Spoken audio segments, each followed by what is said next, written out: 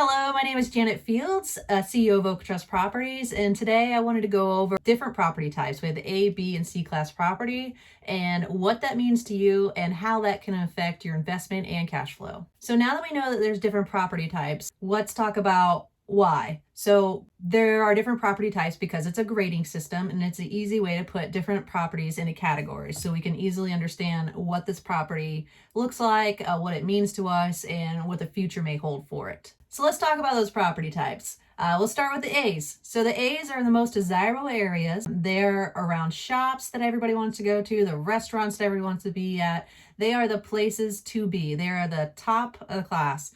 The properties are usually less than 10 years old. The neighborhoods are typically owner-occupied, about 80% owner-occupied homes. The inside of the homes may have granite, stone countertops. They may have hardwood floors, upgraded appliances. The school districts are the ones that people want to feed their children into. Now, the B-class properties are still desirable. They're just a little less convenient, a little less new, a little less shiny. We're talking about 15 to 30 years old properties. So they're starting to come up into more maintenance issues that are going to be a little more frequent. These neighborhoods are typically 50% owner-occupied, 50% renters. It's more of a mix. And what you see around these areas is you still see desirable things that attract good residents, like the shops and the restaurants and the good school districts, but it's not like the place. But the price is right for investors. Then we have our C-class properties. Our C-class properties are about 30 years plus. We see a large, like 80% investor-owned properties that are renter-occupied homes. These are main investor properties. What we see in these properties is they do have cash flow quickly, but there's a lot more hands-on maintenance and a lot more decisions to be made ongoing with these properties. They may have older electrical, older plumbing that is constantly needing to be touched up and patched and repaired. We're talking about lead issues, more liabilities. The property is usually farther away from shops. It may be on the outskirts of town where things are more affordable. These properties are great starter investments because they are affordable and obtainable. They do have positive cash flows, but they are not a hands-off property management choice. So what does all this mean for you?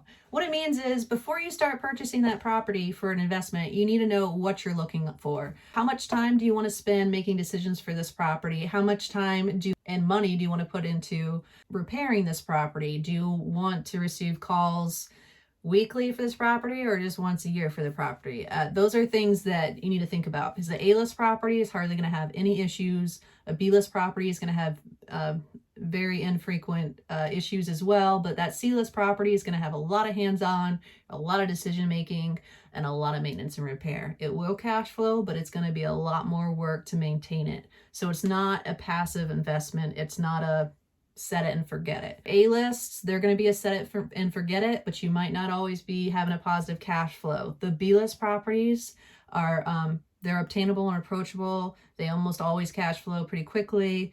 You can upgrade to attract better residents. It's all how you want to do things. Are you going to be doing this yourself?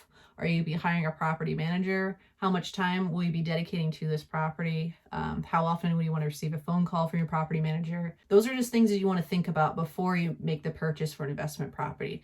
Because just because you would love to live in the property does not always mean it would be a great investment. I hope that you feel more confident about making a decision on your next investment property. If you want to learn more about how to be strategic about your investment properties, please give us a call. We're here to help you and assist you to be as successful as possible. Take care.